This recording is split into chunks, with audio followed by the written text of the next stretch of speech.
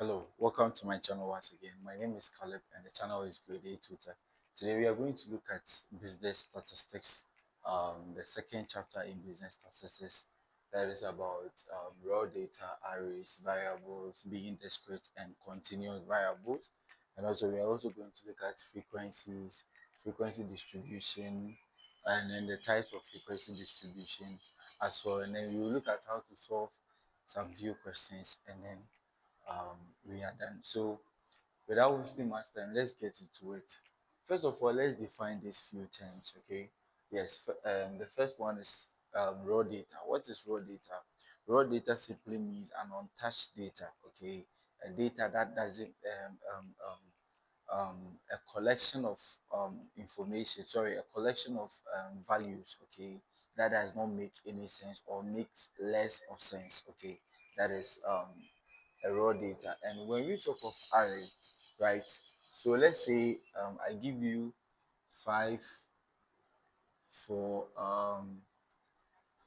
2 1 7 3 6 and 0, right? If I give you this is a raw data, right?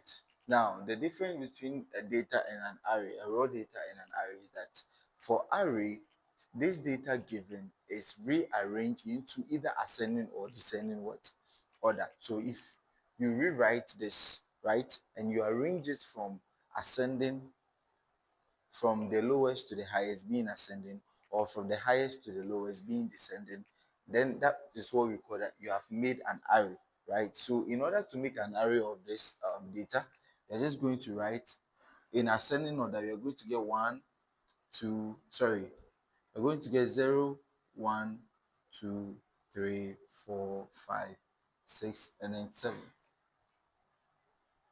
right? And then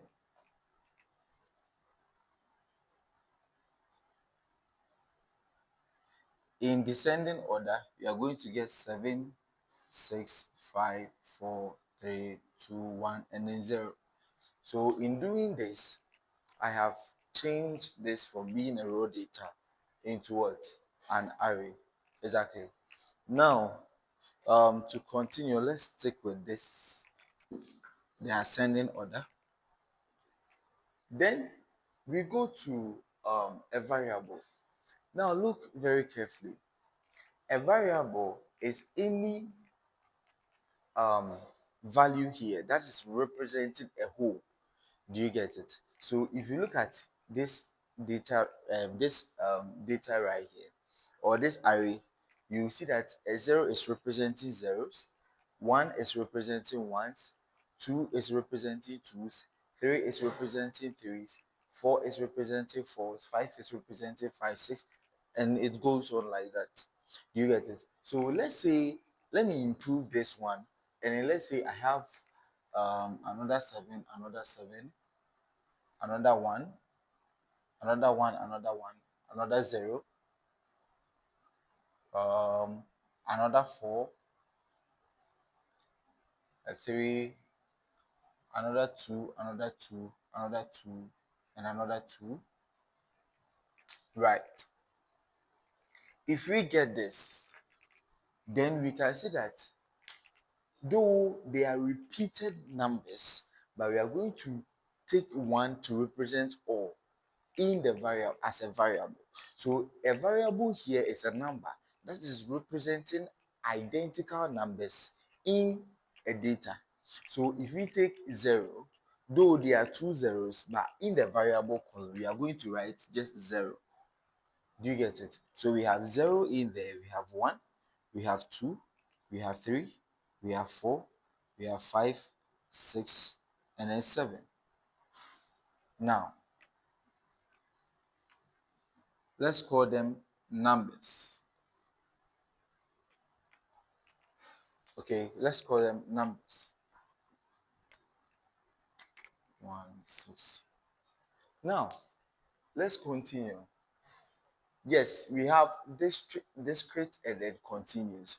Now, discrete variables are variables that are whole numbers, right? They are basically whole numbers. So if you see a single number, or a single whole number, sorry, not that whole numbers can be decimal, but a single number or a single variable that is representing a whole identical numbers in a data. That is what a discrete variable. So this is an example of a discrete variable. Now in a continuous variable, you may see maybe 0 to 5.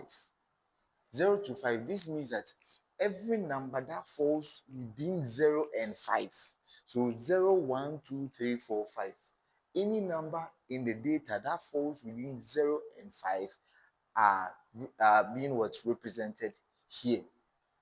Do you get it? For the difference between discrete and continuous is that for continuous, that single number is representing 8 identical numbers. So 0 is representing all zeros. You don't have to write 0, 0, 0. No, you write one of the zeros and it represents, you write one of the ones and it will represent all of them. But here, we have given you a range, right? That is what we call continuous. So the range is from 0 to 5. And 0 to 5, 1. So in this case, we have two zeros. So we have two numbers here. We have 1, 2, 3, 4, 4 ones. So you count them like that, right? So that's the difference between discrete and then continuous variables. Then we also have frequency. What is a frequency? A frequency is the number of occurrence of what? A particular variable. Now, when we take 0, for instance, how many times is 0 occurring in the data? We have 1 and then we have 2. So we see that we have 2 occurrences. So the frequency of 0 is 2. Then we go to 1, we have 1, 2, 3, 4. We have 4 ones. Then 2, we have 1, 2, 3, 4, 5. We have 5 of the 2s. 3, we have 1. Okay, so we have 1, 3. Sorry, we have 1, 3. And then for the 4s, we have 1. Okay, we also have 1 of the 4s. 5. Yes, 5, 2, we have 1. Are you sure? Yeah, 5. We have just 1. Now 6, we have 1, 1, 6. Yes, we have 1, 6. And then 7, we have 1, 2. Sorry, for the fours, we have 2. So we have 2 of the fours. And then 7, we have 1, 2, 3. We have 3. Now, when you add all this, that is 5 plus 2. 5 plus 2 giving you 7. This is 11, 12, 13, 14, 15, 16, and then 19. So the total frequency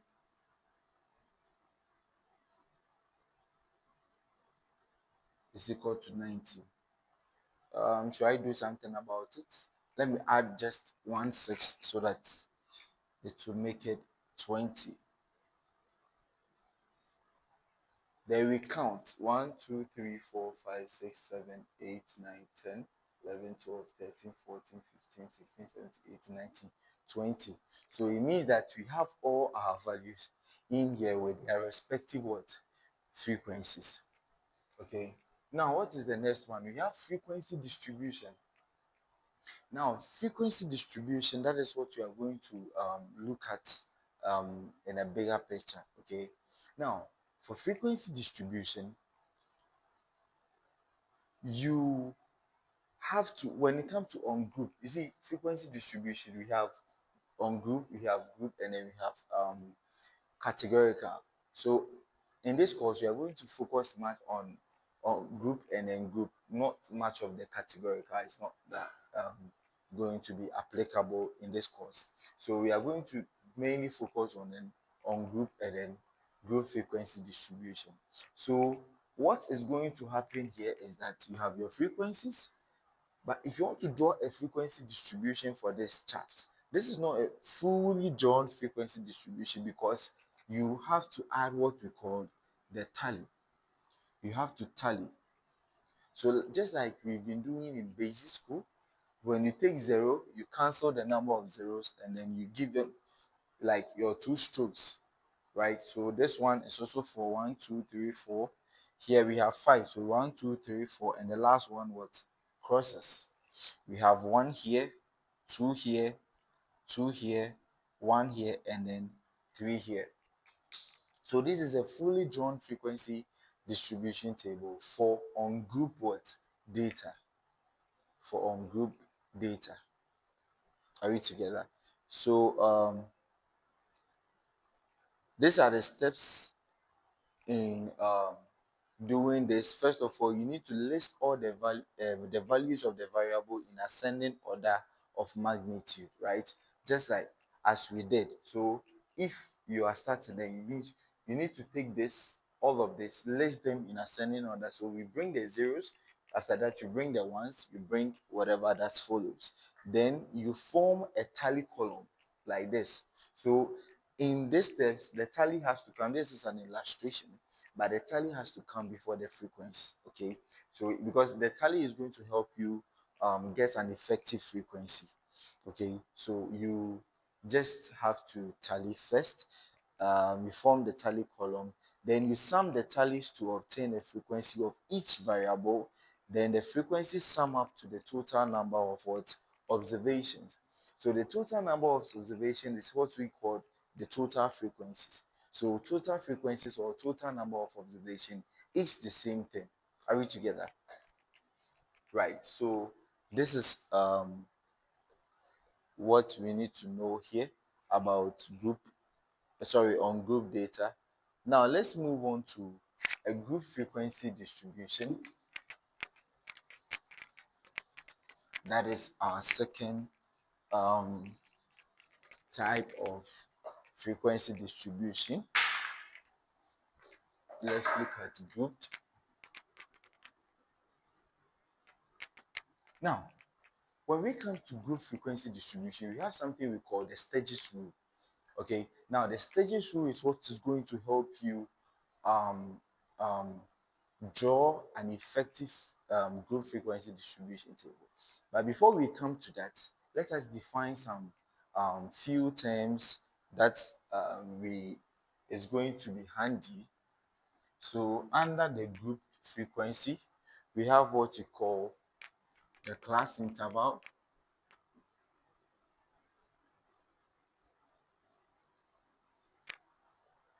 We also have the class limits.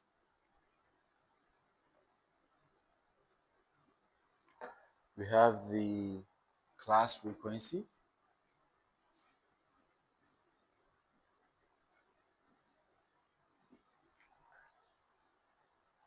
The class boundary.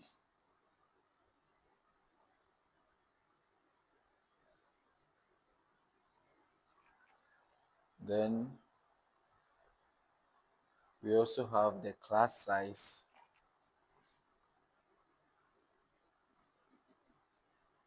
and then the class mark or class midpoint. Right. So let's try and define this terminologies. Now, when we talk of class interval, like I said, a group frequency distribution variables. Here, I said earlier that the variables are what? Continuous. Like I gave 0 to 5, right? So here you have something like 0 to 5. Let me give you a rough one. Let's say 0 to 5. Let's say these are classes. 6 to 10, 11 to 15, 16 to 20, 21 to 30, sorry, 21 to 25, 26 to 30. And let me give a rough frequency. Say we have 10, 5, 15, 5, 10, 5. Right. Let me give this rough frequencies. So with this, let us try and then define some these technologies, because this will help us know what exactly we are talking about in here. Okay, so the first one is class interval. What is class interval? The class interval is the gap between the upper and then the lower limit. Okay, so when we talk of class interval, we say class interval. See here we have 0 to what? 5, 6 to 10, 11 to 15. Those are the intervals. So what is the interval between A and B? Okay, what is the interval between A and C? Do you get it? What is the interval between 1 and 5? Do you get it? So he's giving the range, right, of the class. That is class interval. Then we also have class limits. What are the class limits? These so when we take the first class, so this is the first class, right? This is the first class. Now for the first class, the class limits are the starting and then the ending variables, or the starting and then the ending limits.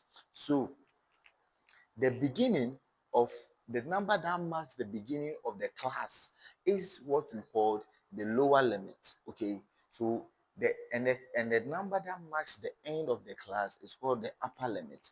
So from the left we have the lower limit, and then here we have what? The upper limit. When you come to the second class, this is our lower limit, this is our upper limit. So these are what we call the class what?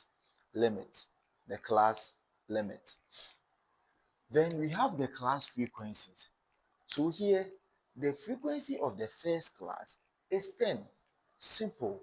It means that when you take 0 to 5 in that particular data that was given, 0 to 5 had total number of 10 variables in there. Do you get it?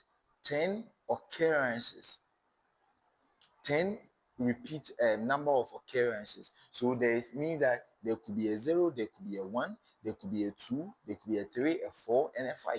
So when we add all those numbers repeating or maybe appearing once, twice in there, so you have to sum all of them, and that will give us the frequency of what? The class. Same as the second, and as it goes on like that. Then we move on to the class boundary. What is the class boundary? What is a boundary in the first place? A boundary is, um, um, I'll say, the ending of, okay, let's say we have two lands, right? So let's say we have land A and then land B. So this is land A, this is land B. When we say a boundary, the boundary is this tiny line that A and B shares. So when we say a boundary, it means that where A ends is where B what? Starts. So A ends here, B what? Starts. Do you get it? A ends here, and that is where B what? Starts. So at the point O, A is ending here, B is starting from what? From here. So when we say find the class boundary of any given frequency distribution table grouped, what we are asking you to do is that to manipulate the class limits in such a way that where the first class will end is where the second class what? Starts. Here, this is 5, this is 6. It's not starting from the same point. Are we together? So manipulate this data, or sorry, this frequency distribution in such a way that the class limit, the upper limit of the first class is the same as the lower limit of the second class, and it goes on like that. So let's try and do that right now.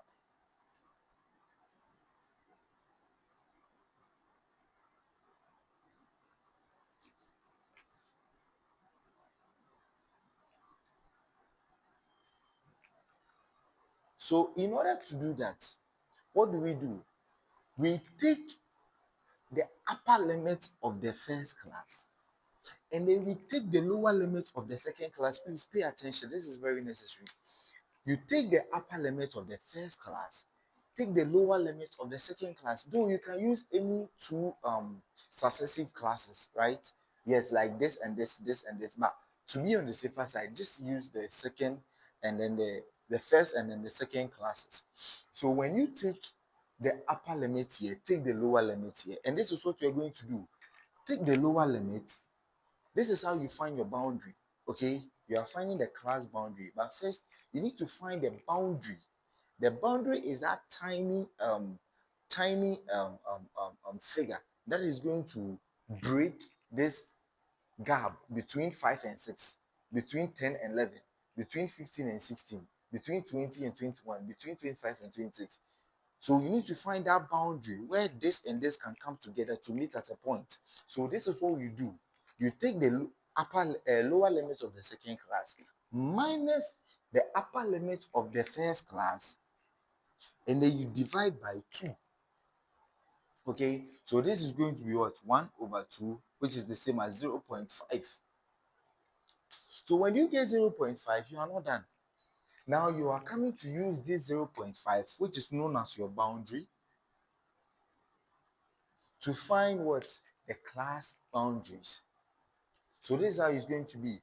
You take the first class, you add this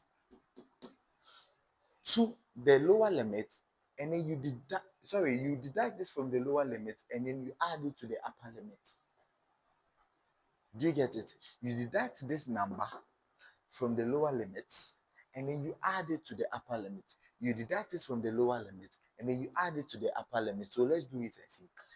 0 minus 0.5, that is going to give us negative 0.5 to this number plus 0.5 is going to give us 5.5. This minus 0.5 is going to give us what? 5.5 to this is going to give us 10.5 when we add the 0.5. So this will be 10.5 to 15.5. This will be 15.5 to 20.5, and this will be 20.5 to 25.5, and this will be 25.5 to 30.5. Now, have you seen how we have been able to manipulate this? So we have done this in such a way that this is the same as this, this is the same as this, this is the same as this, this is the same as this, right? And this makes more sense when we draw a histogram to this. So when we draw a histogram to this, you see that we have something like,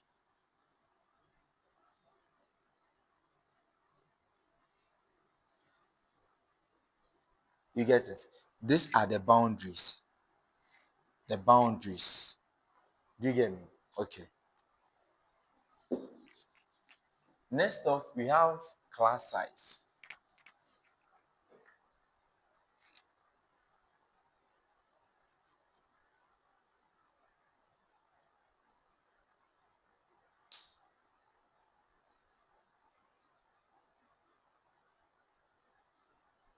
Okay, so in order to find the class size, what you need to do is that you need to find the difference between the upper and then the lower what class boundaries or of the class interval.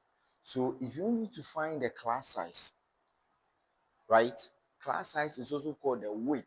Pay attention.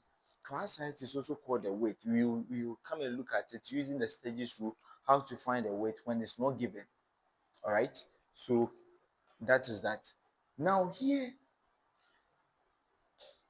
in order to find the class size, you need to take this and then you deduct this from it, and you get a class size.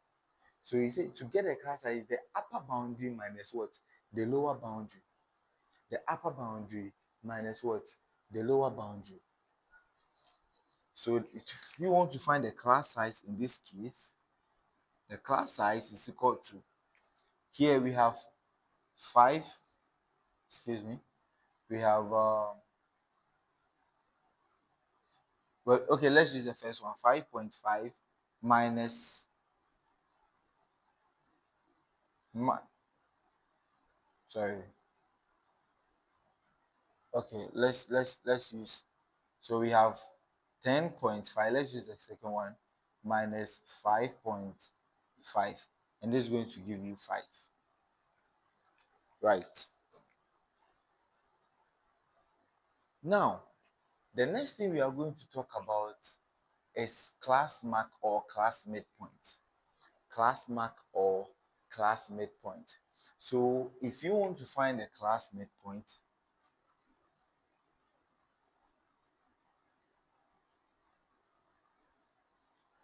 to find a class midpoint, what you need to do is that you have to add the upper and then the lower limit, and you divide by 2.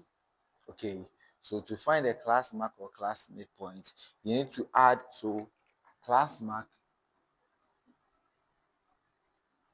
or let's say class midpoint, is equal to lower limit plus upper limit divided by 2.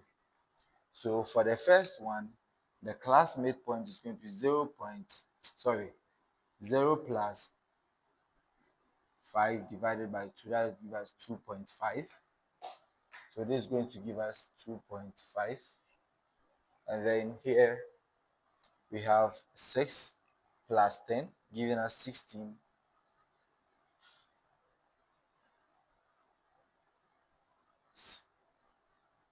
16, sorry.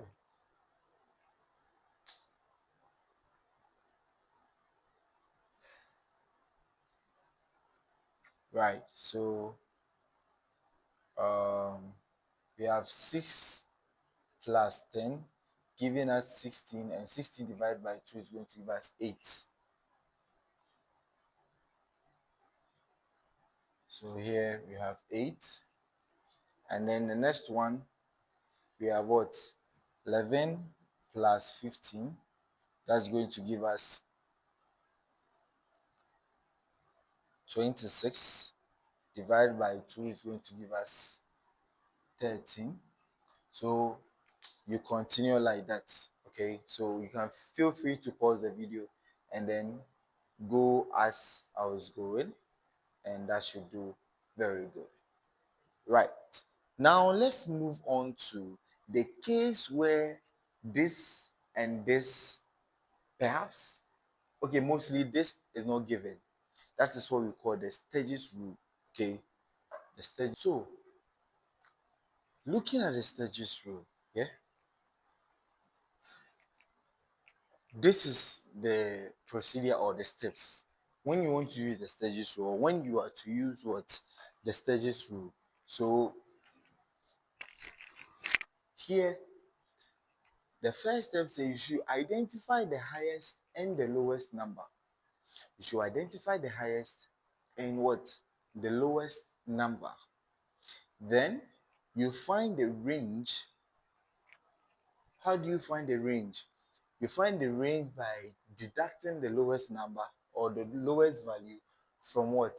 The highest value. Then you select the number of classes desired. This is how you find the number of classes desired. You use the Sturgis rule, and the Sturgis rule states that the number of classes desired is equal to 1 plus 3.322 log to the base 10n, where n is the number of observations. Right. Then after that, you find the width by dividing the range by the number of classes. You found the range here, you find the number of classes here, so you just do that. Then there's a condition here. Too, there's a condition. When you find the number of classes desired, there's a condition. I'll let you know when you are solving a question. But here is a strict condition that you should always what? Run it up. Always run it what? Up. Always run it up. This is very important. Now, this is very serious, that if you get this wrong, no matter what you are doing, it's all so wrong.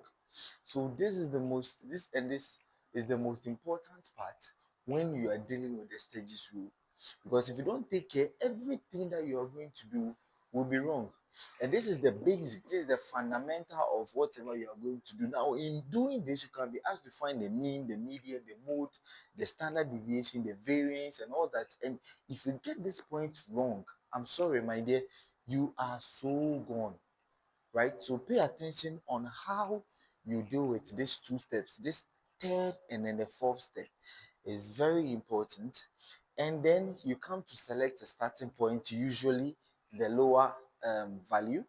Then you just add the weight to find the lower limit. Then you move on to find the upper class limit. Then you find the frequencies and then the cumulated frequency, which I didn't talk about it, but I will talk about it very soon. Now, we have a question here, example 2.5.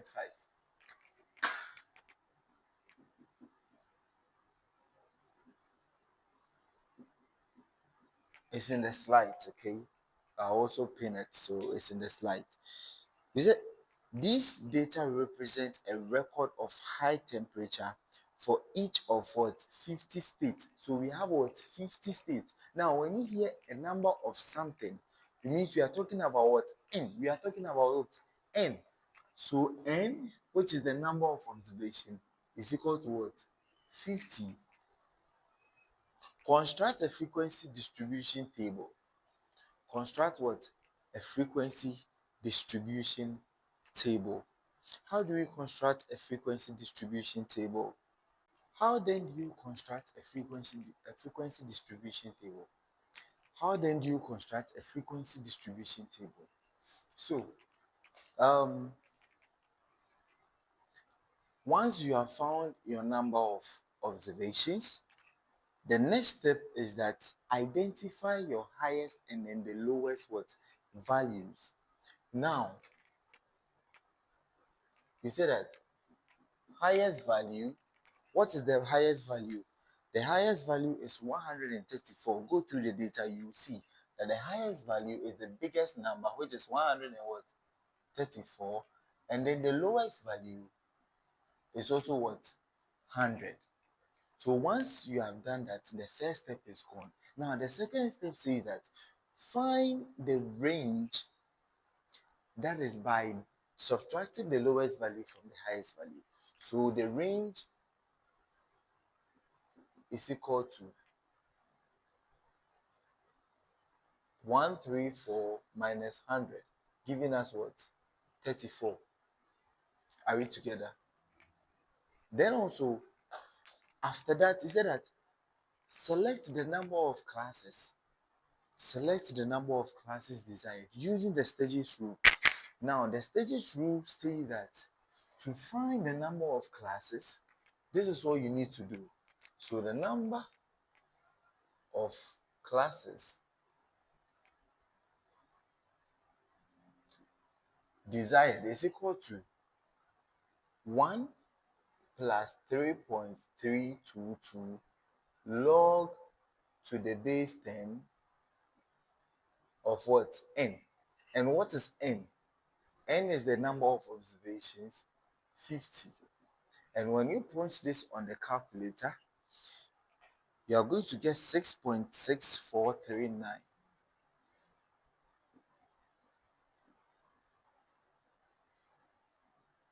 Now, the rule here is that you are looking for the number of classes. You see how I draw the class limit? You have the first class, second class, third class, and so on.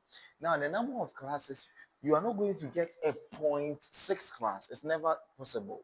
So the number of classes is always what? A whole number. It's always what? A whole number. Now, the rule says that you should always run it towards the nearest whole number. You should always run it towards to the nearest what? Whole number. Now, when you run 6.64 to the nearest whole number, what is the nearest whole number? After the decimal point, means that we are going to keep the 6. Then after this decimal point, you also have a 6. Now, running up and down, see the rules of that says that in mathematics, if you have 1, 0, 1, 2, 3, and 4, you run down, And then if you have 5, 6, 7, 8, or 9, you run what? Up. Here, after the decimal point, you have 6. That means that this all will go away, and this will remain what? 7. The 6 will move up to become a whole number 1, and then we'll come and add to what? The 6, making it what? 7. So our number of classes is 7 in this case. Then we move on to find the weight.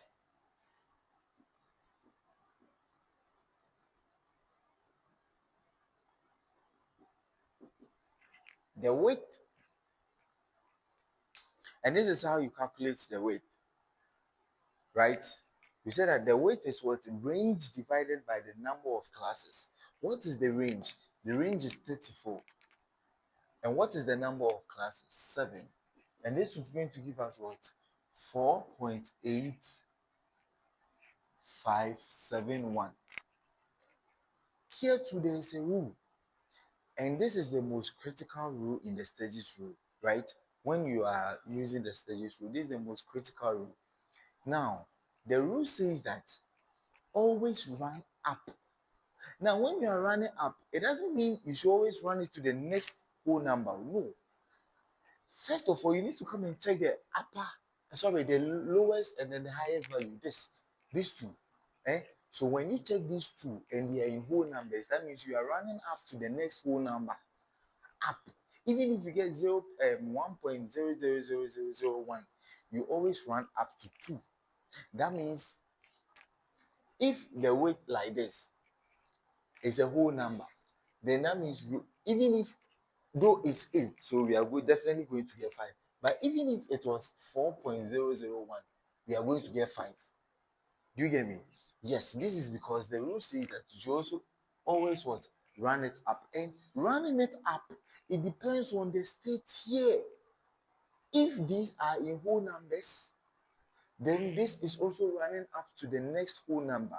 But if these are in decimals, please, let's say you have 1.5 as the lowest and then the highest is 8.5, and this can come. Yes, probably you are not even going to get this in quizzes and exams or something. You are mostly going to get decimals, right? Because it's hard to work with. So this is one decimal place. You can get 1.52 and 2 point, sorry, and 9.85. These are two decimal places. So if you have 1.6, sorry, 1.231, what do? Here, if you get this as your weight, you run up to the next one decimal place. Meaning that you're not going to get 2, but you are going to get what? 1 point. You are going to keep this one, and then this is 3. Less than what? Less than 5. But yet, the rule says that even if it's 0.1, run it up. So this is going to be 0. What? 3. Making this and that in what? One decimal what? Please. Please, I beg you. Make sure that you know the difference between dealing with one decimal place, two decimal places, three decimal places, or whole numbers. They are different things altogether, but same idea. Now, when you are dealing with two decimal place and you have this as your calculated weight, what you need to do is that you run it up to the next what? Two decimal place. It's in three decimal place, right? So it's going to be what? 1 point. You keep the 2, you keep the 3, but then you come and check the next one, which is 1. Then you run it up, making it 1 point what? 24. So this is the weight when it's in two decimal place. This is the weight when it is in one decimal place. Here is a whole number, so that one is not much of a problem. Please take this very carefully, because if you get the weight wrong, every single thing you are going to do again is wrong as well. Okay, so yes, Then after we get our width, always run it up. Then you select a starting point. So now we are coming to build our class what? Our classes. Here we are coming to build our classes. Now, this is how you build our class limit. So you write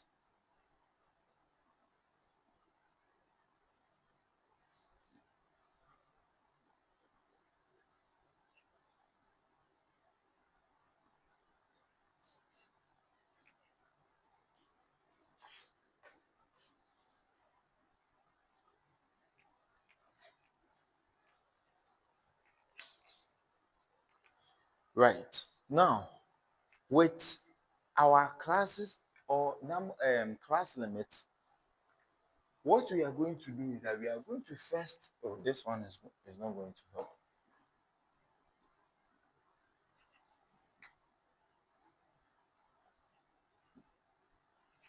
For our class limit, this is how you build our class limit. You take the lowest value, which is 100.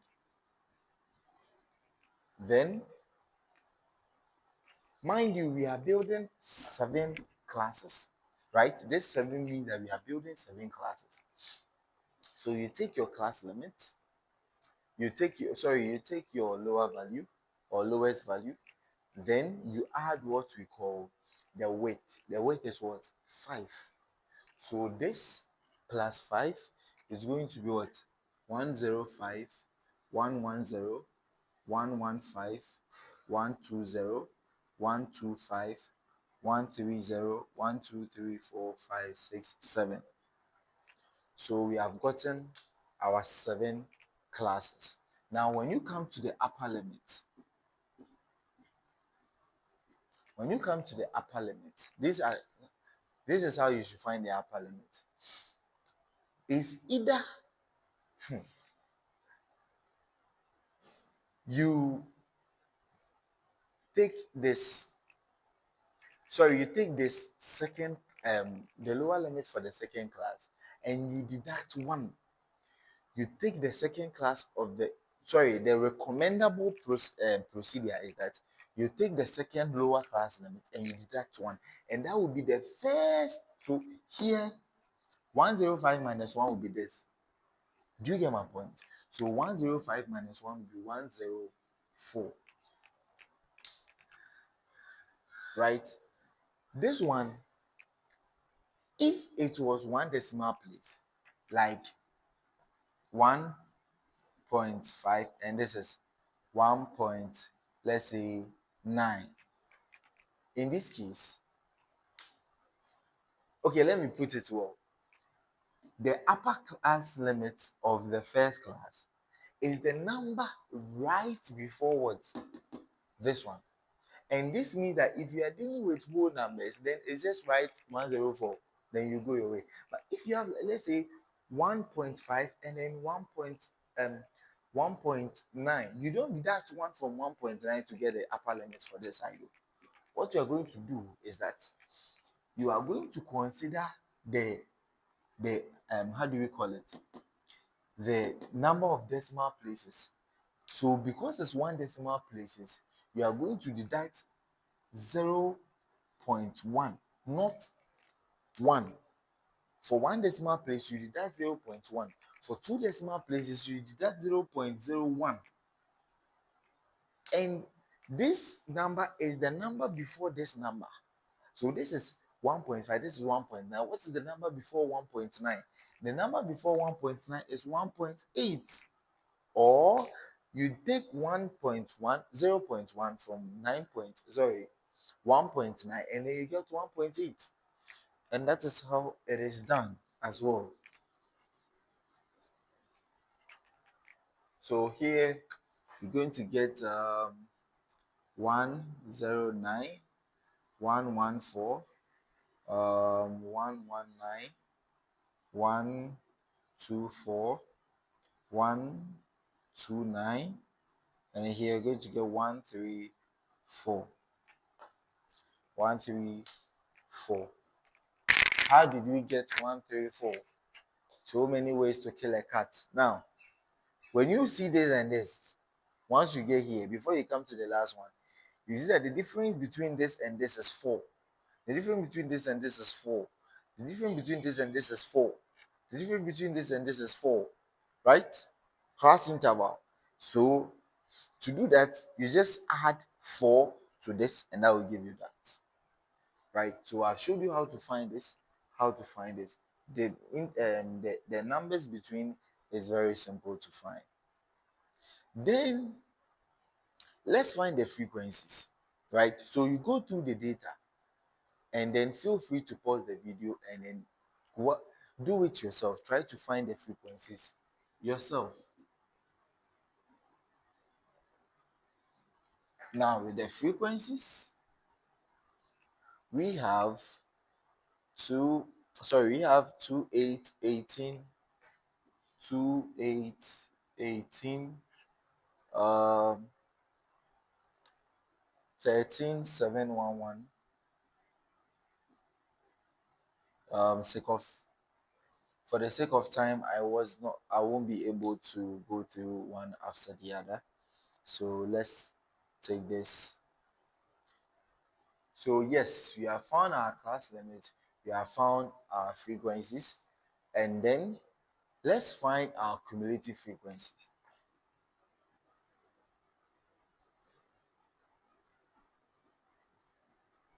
That's one thing I didn't talk about earlier. Now, this is how you find cumulative frequency. It's very simple. You see these frequencies, what you do is that you take the first one and then you write 2. But when you are coming to write the second one, the cumulative frequency is the first one, is the cumulative frequency of the first one plus what? Plus this. Do you get it? It's the cumulative frequency of the first one plus this. So it goes like this. So see, it's going to be 2 plus 8. This is going to give you 10, right? And then 10 plus, so the cumulative frequency of a class is the frequency of the class plus the cumulative frequency of the preceding what? Class. Of the what? Preceding class. The preceding class is the class before the class we are in question, right? The class in question, the preceding class. So if you take this class, the preceding class is this. Know these two terms. When we say preceding and succeeding, is two different things. Preceding is before, and then succeeding is after. So if you take this class, the preceding class is this, the succeeding class is this. So this is the preceding class, this is the succeeding class. So take note of that too as well. So is the frequency of the class plus the cumulative frequency of the preceding class. So it's going to be 18 plus 10, giving you what? 28. Then 28 plus 13 going to give you 41. This is going to give you 40. 41 plus this is 48, and this is 49. This is what? 50. Now, the total frequency is what? 50, which is equal to the number of what? Observations. So when you solve a question like this and your number of observation is different from what? The total frequency, it means that there's something wrong somewhere. Maybe you didn't do your tally well, or any something like that. Okay, so this is how you find cumulative frequency of any given um, frequency distribution for group. Then we have our class boundaries. So let's try and find the class boundaries for this.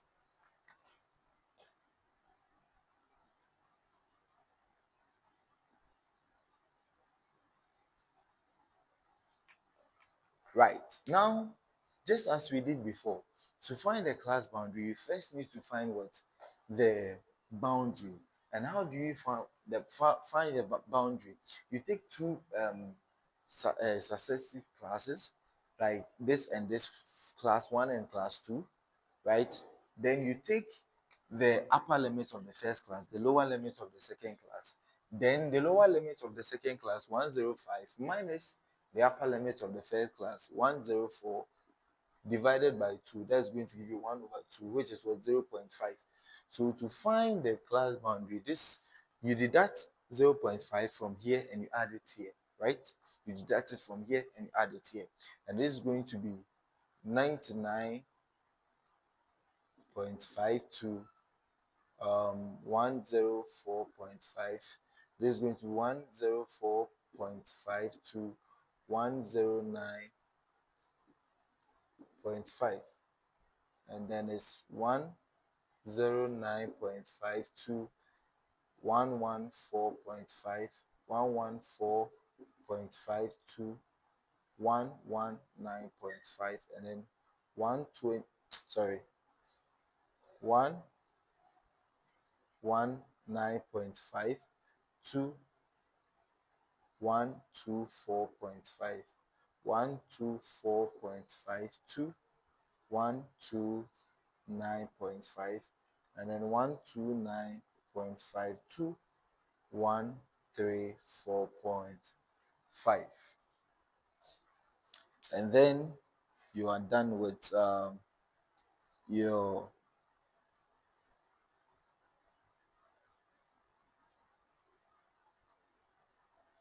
right. So with the stem and leaf display, a very cool concept in this chapter. I think so. Basically, what we are doing is that we have a certain data, and then we are asked to arrange using the stem and leaf display um, system. So it's a very simple concept. All you need to do is that when the data is given, you need to first arrange the leading digit in a vertical um, form. So that will form the stem. So we have something like this,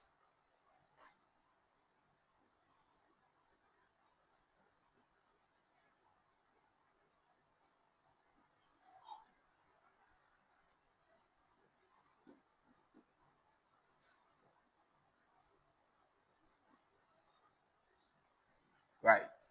So let's use um, the example pinned in the slides for an example. So looking at this, feel free to pause the video after you understand the concept to a point, and then try and then do it yourself and then see how it is done. Now, when you look at it, you realize that we have 60s, we have 70s, we have 80s, we have 90s, we have hundreds, 110s, we have 110 going, we have 120s, we have 130s, and then we have 140s, right? So the if you have 10, right, the one represents the stem, and then this represents the leaf. If you have 100, these two represent the stem and this represents the leaf, right? If you have 1,000, 1, 2, 3 represent the stem and this represents the leaf. I hope you get what I'm saying. So with this, if we have here we have 60s, so 6 represents it. We have 70s, we have 80s, we have 90s, we have 100. So with the 100 you write a 10, and then we have 110, you have write 11, we have 120, you write 12, 130, you write 13, 140, you write 14. And then when you take the 60s, you have 68 and 69, right? So you write 8 and then 9, right? When you take 70s, you have 72, 73, 73 is 2. So we have 72, 73, 73, 75, 76, and 78. So you write your 2, which is representing the 72, 3, 3, the 73, 73, and then 75, 76, and then 78. Please, do we get it? Then, so if you understand it up to this point, you can pause the video and then do the rest yourself. For 80s, we have 80, we have 81, we have another 81, we have 82, we have 83, 84, 85, and 86. 85 and then 86. Then we also have 90s. We have 91, 92. So we have three 92s. So we have 91, 92, 92, 92, right? So you see how it is going. We have 94, two 95s, 94, two 95s. We have 96, 97, and then two 98. So 96, 97, and then two 98. Then also we come to 100. We have 200, and then we have 102. So 200, you have 00, right? 102, 104, and 3106. So 102, 104, and then 3106. Then also we have 107, and then 108. Then after we have 110s, which is we have 112, 113, 115, 118, 115, 118, and 219. So that's going to be 3, 2, sorry, 2, 3, 5, 5, 8, and then 9.